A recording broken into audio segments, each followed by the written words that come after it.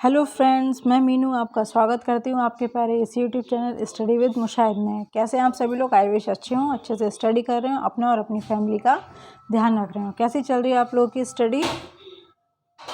कोई नहीं, अच्छे से पढ़िए क्योंकि एग्ज़ाम अब स्टार्ट हो गए हैं। अभी आपको इन्फॉर्मेशन मिली गई होगी वीडियो के थ्रू कि जो लोग भी जो है वो बीएड का एग्ज़ाम मतलब देना चाहते हैं, मतलब देने वाले हैं, उनकी डेट आ चुकी है।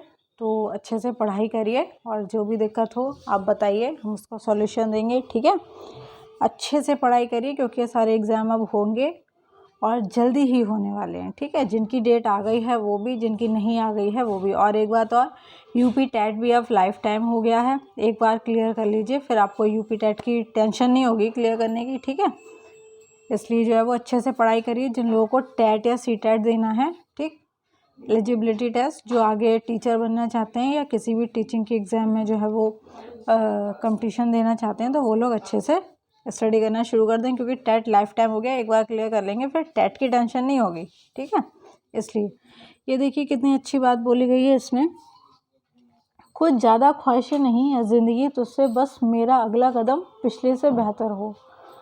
इस चीज़ को अगर आप ध्यान रख के जो है वो चलेंगे ज़िंदगी में, तो आपको कोई प्रॉब्लम फेस ही नहीं करनी पड़ेगी। फेस करने से मतलब ये है कि प्रॉब्लम सबकी लाइफ में होती हैं, लेकिन दिक्कत क्या होती है, हम उसको जो है वो टेंशन में कन्वर्ट कर लेते हैं। अरे यार अब क्या होगा, अगर हम उसको ये अच्छा यार ये, क्योंकि प्रॉब्लम में जब इंसान होता है तो वो और ज़्यादा मेहनत या निखर के सामने आता है। ठीक है, और अगर आप प्रॉब्लम को लिए बैठे ही रहेंगे तो कुछ उसका सॉल्यूशन नहीं निकलेगा। जैसे कि इसमें बोला है कि आज मान लो हमने शेड्यूल बनाया, हम उसे अच्छे से फॉलो नहीं कर पाए। ठीक है, हमने सोचा कि हम 2 चैप्टर इसके पढ़ेंगे, मैथ्स करेंगे या हिस्ट्री पढ़ेंगे। ठीक, लेकिन क्या हुआ कि मान लीजिए हमारे घर में अचानक से कोई गेस्ट आ गए और जो है वो 2 घंटे हमारे उसी में निकल गए और हमारा जो है वो शेड्यूल सारा बिगड़ गया। कोई नहीं, सब टेंशन में आ जाते हैं। ठीक, लेकिन उस वक्त टेंशन नहीं लेनी है।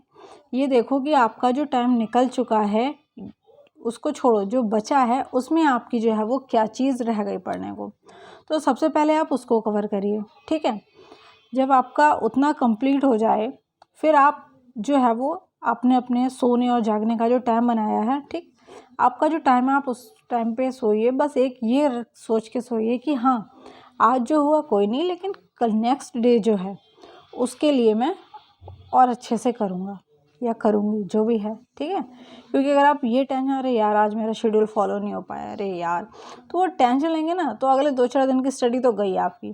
मेहमान 2 घंटे को आया और आपके 4 दिन फ्री में चले गए। ठीक है, तो इसलिए बस ये सोचो आज ख़राब हुआ कुछ नहीं, लेकिन कल नहीं ख़राब होना चाहिए।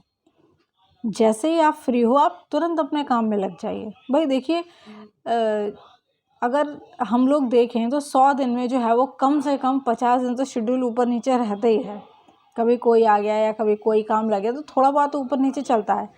अब ये है कि थोड़ा बहुत ऊपर नीचे है तो थोड़ा आप जाके जो है वो क्या बोलते हैं, आप रात में जाग के थोड़ा कर लीजिए, एक्स्ट्रा पढ़ लीजिए। आपने 4 घंटे का तो आप 5 से 6 घंटे पढ़ लीजिए।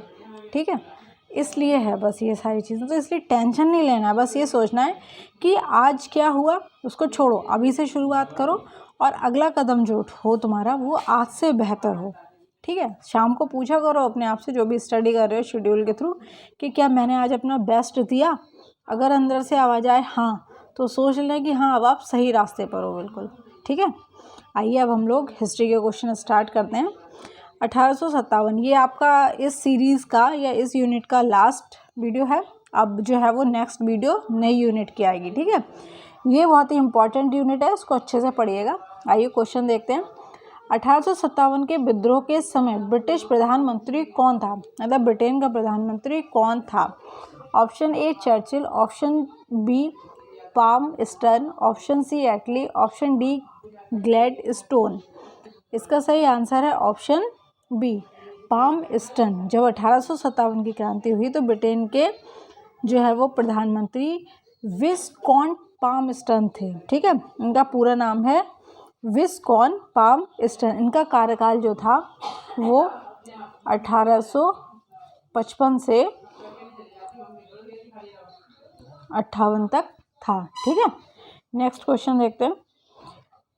1857 का प्रथम स्वतंत्रता संग्राम असफल हुआ, क्यों? ठीक है। इसके असफल होने के भी बहुत कारण हैं, इसलिए ध्यान से सुनिएगा ये क्वेश्चन, ठीक है। ऑप्शन ए, भारतीय सिपाहियों में उद्देश्य की एकता की कमी थी। ऑप्शन बी, प्रायः भारतीय राजाओं ने ब्रिटिश सरकार का साथ दिया था। ऑप्शन सी, ब्रिटिश सिपाही कहीं अच्छे सज्जित एवं संगठित थे। ऑप्शन डी, उपर्युक्त सभी। इसका सही आंसर है ऑप्शन डी, उपर्युक्त सभी, ठीक है। क्यों? क्योंकि हमारे जो सिपाही थे उनमें क्या था, एकता की कमी थी, ठीक है। जो हमारे राजा थे, राजा रजवाड़े थे, उन्होंने क्या किया था, ब्रिटिश गवर्नमेंट का साथ दिया था, ब्रिटिश सरकार का साथ दिया था। और जो ब्रिटिश सिपाही थे वो अच्छे से सुसज्जित और संगठित थे। क्यों? उनका एम ये था कि हम जो है वो सिर्फ हमें इन लोगों को दबाना है, इस जो संग्राम हुआ है या जो भी ये विद्रोह हुआ है उसको कुचलना है, उनका उद्देश्य एक था। हमारे यहाँ क्या थे, वो सबका जो है वो तितर-बितर थे सारे, ठीक है। आधे साथ में थे, आधे अंग्रेज़ों का साथ दे रहे थे उन्हें दबाने के लिए। तो जब तक एकता नहीं होगी ना, तब तक कुछ नहीं हो सकता है। तो ये इस चीज़ को हमेशा ध्यान रखिएगा। देश में भी जो स्थिति कभी कभी बन जाती है तो राजनीति से परे हट के सोचना शुरू कर दीजिए, ठीक है। जब बात देश की हो तो धर्म, जाति, राजनीति सब एक तरफ रख दिया करो। सबसे पहले बस ये देखा करो कि हाँ, मेरे देश में क्या चीज़ गलत हो रही है, क्या चीज़ सही हो रही है। उस वक्त आप किसी भी धर्म और जाति के नहीं, आप ये सोचा करो कि हाँ, आज मैं क्या हूँ, एक भारतीय हूँ। अगर आप भारतीय होने के हिसाब से चीज़ें सोचेंगे तो आपको कभी कोई दिक्कत या आपस में लड़ाई झगड़ा कुछ नहीं होगा। लेकिन दिक्कत क्या है कि हम लोग पॉलिटिकल जो है वेज इतने ज़्यादा आ जाते हैं, ये सब पॉलिटिक्स में पड़ जाते हैं, सारा दिमाग घूम जाता है। तो इसीलिए मैं आप लोगों को बता रही हूँ कि पढ़ लिख रहे हो तो अपने दिमाग का अच्छे से यूज़ करो, ठीक है। पॉलिटिशियन जो है वो अपना काम कर रहा है, लेकिन आपको अपना काम करना है। भगवान ने आपको दिमाग दिया है, आप पढ़ लिख रहे हो। क्यों पढ़ लिख रहे हो? अपने दिमाग का विकास करने के लिए। तो उसकी चीज़ों को समझिए कि हाँ, जब इलेक्शन आता है तो इस तरीके के भाषण या इस तरीके की चीज़ें बहुत होती हैं जिनसे लोग जो है वो उनका माइंड डाइवर्ट होता है, ठीक है, पॉलिटिक्स में। लेकिन आपको बस ये सोचो कि हाँ, हम भारतीय हैं और हमें किस तरीके से काम करना है। आप एक ऑफिसर बनते हैं, किसी भी फील्ड में जाते हैं, तो सबसे पहली चीज़ आप अपने देश के लिए काम कर रहे हो ये सोच के करो। भले ही आप एक टीचर हो, भले ही आप एक पियोन हो, ठीक है, ये सोच के काम करो, हाँ मैं अपने देश के लिए काम कर रहा हूँ। करप्शन मत करो यार, सैलरी वैसी अच्छी खासी है। करप्शन करने से कोई फ़ायदा नहीं होता है। आप पॉकेट भर लोगे, लेकिन क्या आपके अंदर ये सेटिस्फेक्शन आएगा कि हाँ, हम अपने देश के लिए कोई काम कर रहे हैं? नहीं आ पाएगा। तो प्लीज़ मेरे जो भी स्टूडेंट हैं, जहाँ भी सिलेक्शन लें, वो प्लीज़ करप्शन ना करें। जो भी उनकी ड्यूटी है उन्हें अच्छे से करें, ये सोच के कि हाँ, हम भारतीय हैं और हम अपने देश की सेवा कर रहे हैं। भले ही वो एक स्कूल प्राइमरी का टीचर हो, वो इंटर का कॉलेज का टीचर हो, लेक्चरर हो, वो पियोन हो, बैंक मैनेजर हो, कुछ भी हो, बस ये सोचो कि हाँ यार, हम अपने देश के लिए काम कर रहे हैं, देश की सेवा कर रहे हैं, ठीक है। नेक्स्ट क्वेश्चन देखते हैं। अंग्रेज राजपूत राज्यों में 1857 के विद्रोह को दबाने में सफल रहे, क्योंकि ऑप्शन ए, स्थानीय शासकों ने क्रांतिकारियों का साथ नहीं दिया। ऑप्शन बी, शिक्षित मध्य वर्ग अंग्रेजों का समर्थन कर रहा था। ऑप्शन सी, छावनियों के सैनिक राजपूताना से बाहर के क्रांतिकारियों का नेतृत्व स्वीकारने को तैयार नहीं थे। ऑप्शन डी, समाचार पत्र क्रांतिकारियों के सही उद्देश्यों को नहीं दर्शा पाए थे। इसका सही आंसर क्या होना चाहिए? कोई कमेंट करके बताओ यार, वीडियो के पॉज करके। फिलहाल तो मैं ही बता देती हूँ। इसका सही आंसर है ऑप्शन ए, स्थानीय शासकों ने क्रांतिकारियों का साथ नहीं दिया था। ये एक बहुत बड़ा कारण था, ठीक है, कि जो शासक थे या रजवाड़े थे, ये मतलब जो भी शासक लोग थे, उन लोगों ने जो साथ दिया ही नहीं था विद्रोह के फेल होने में। ये एक बहुत मुख्य कारण था, ठीक है। नेक्स्ट क्वेश्चन देखते हैं। निम्नलिखित में से 1857 के विद्रोह को एक षड्यंत्र की संज्ञा दी थी, किसने दी थी? Option A, sir James Outram एवं W Taylor. Option B, sir John Kaye. Option C, sir John Lawrence. Option D, T R. Holmes.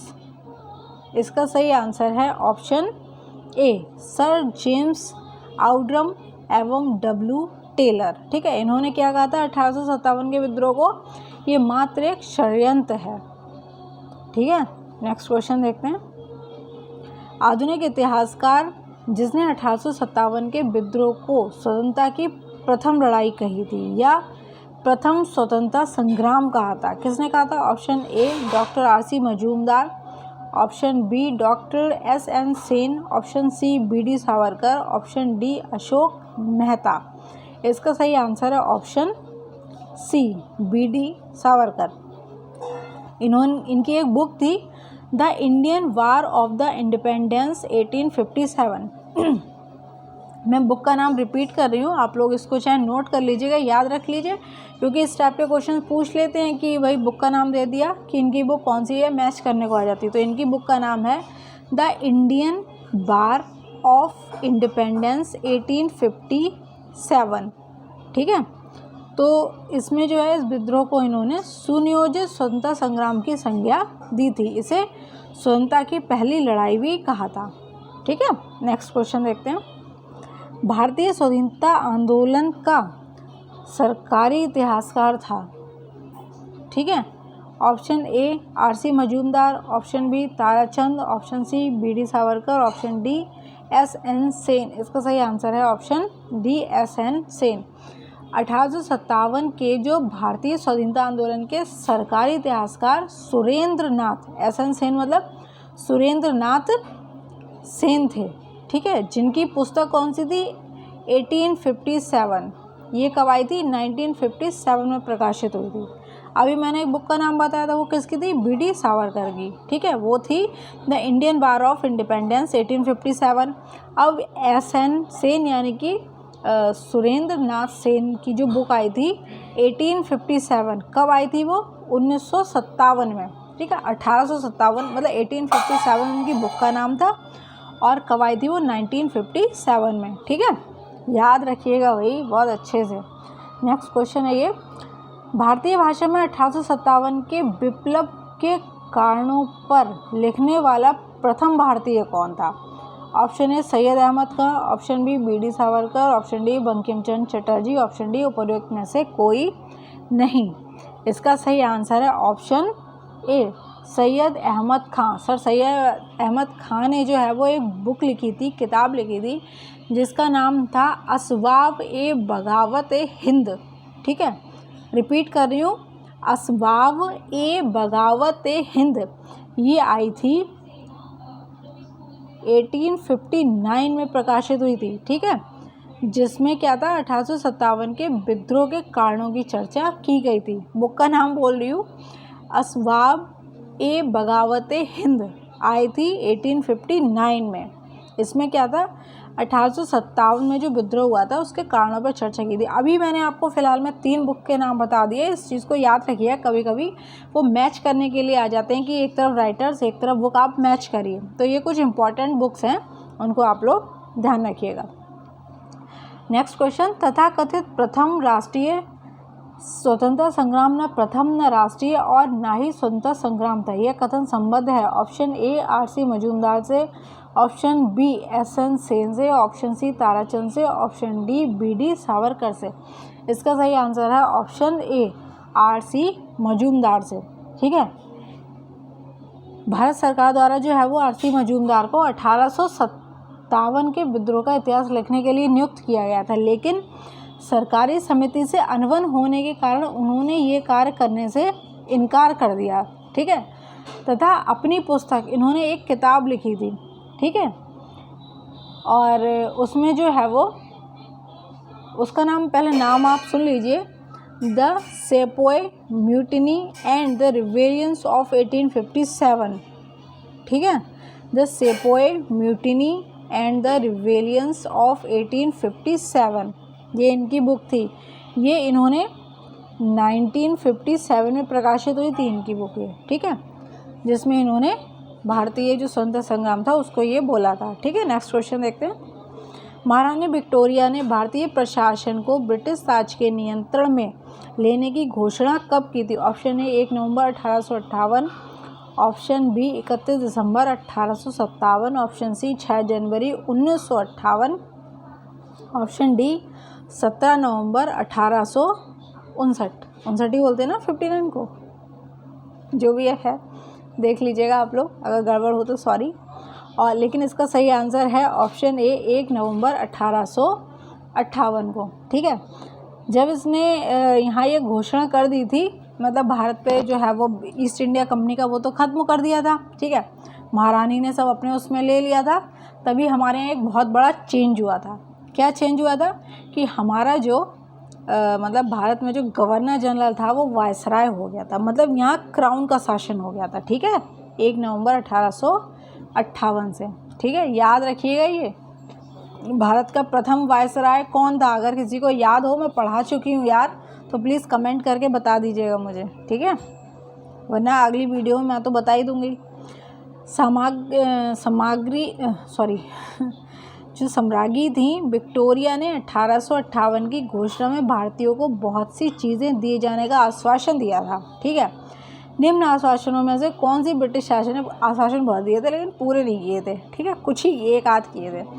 Option A, रियासतों को हड़पने की नीति समाप्त कर दी जाएगी। ऑप्शन बी, देसी रजवाड़ों की यथास्थिति बनाए रखी जाएगी। ऑप्शन सी, भारतीय एवं यूरोपियन सभी प्रजा को समान व्यवहार मिलेगा। ऑप्शन डी, भारतीयों के सामाजिक एवं धार्मिक विश्वासों में कोई हस्तक्षेप नहीं होगा। इसका सही आंसर है ऑप्शन ए, रियासतों को हड़पने की नीति समाप्त कर दी जाएगी। ठीक है, इसलिए बोल रही हूँ मैं, इन क्वेश्चंस को अच्छे से पढ़िए। वही निम्नलिखित में कौन सा आयोग 1857 के विद्रोह के दमन के बाद भारतीय फौज के नव संगठन से संबंधित था। ठीक है, ऑप्शन ए, पब्लिक सर्विस आयोग। ऑप्शन बी, पील आयोग। ऑप्शन सी, हंटर आयोग। Option D, Simon commission. इसका सही आंसर है ऑप्शन बी, पील आयोग। क्योंकि ये सारी स्थिति हो गई तो जो नया गठन हुआ तो पील आयोग का गठन किया गया। ठीक है, जिसने सेना के रेजिमेंटों को जाति, समुदाय और धर्म के आधार पर विभाजित कर दिया था। बस इनकी यही नीति ने हमारे देश में सबसे ज़्यादा स्थिति खराब की थी, जो आज भी चल रही है। ठीक है, और हाँ, इसमें बंगाल में जो है वो यूरोपियों और सैनिकों का भारतीयों क्या था, 1:2 का अनुपात रखा गया था, जबकि मद्रास और बम्बई में 1:3 का रखा गया था। ठीक है, बंगाल में क्या था, यूरोपीय और भारतीय सैनिकों का 1:2, मद्रास और बम्बई में क्या था, 1:3। ठीक है, याद रखिएगा ये है क्वेश्चन। 1857 के विद्रोह के बाद ब्रिटिश सरकार ने सिपाहियों का इन प्रांतों से चयन किया। ऑप्शन ए, उत्तर प्रदेश एवं बिहार के ब्राह्मण। ऑप्शन बी, पूर्व में बंगाली एवं उड़िया। ऑप्शन सी, गोरखा, सिख एवं पंजाबी उत्तर प्रांत से। ऑप्शन डी, मद्रास प्रेसिडेंसी एवं मराठा से। इसका सही आंसर क्या है, ऑप्शन सी, गोरखा, सिख एवं पंजाबी उत्तर प्रांत से। ठीक है, इस चीज़ को ध्यान रखिएगा। ये 1857 की क्रांति से जो रिलेटेड इंपॉर्टेंट क्वेश्चंस थे। ये यूनिट आपकी आज फिनिश हो गई है। अब जो है मॉडर्न हिस्ट्री में नेक्स्ट यूनिट स्टार्ट होगी, और बहुत जल्दी आपको जो है मैं ज्योग्राफी जो है आपके जैसे एसएससी है या जो भी वनडे एग्ज़ाम है उनसे रिलेटेड थोड़ी डिस्क्रिप्टिव पढ़ाने वाली हूँ। ठीक है, तो जो भी लोग इंटरेस्टेड हैं एक बार कमेंट करके प्लीज़ बोल दें, नदियाँ, पहाड़ जो भी हैं। ठीक है, मैं सारी चीज़ों को आपको डिटेल पे मैप पे पढ़ाऊँगी। ठीक है, तो फिलहाल इतना ही। नेक्स्ट वीडियो में फिर मैं आती हूँ आप लोगों के सामने, तब तक के लिए नमस्कार।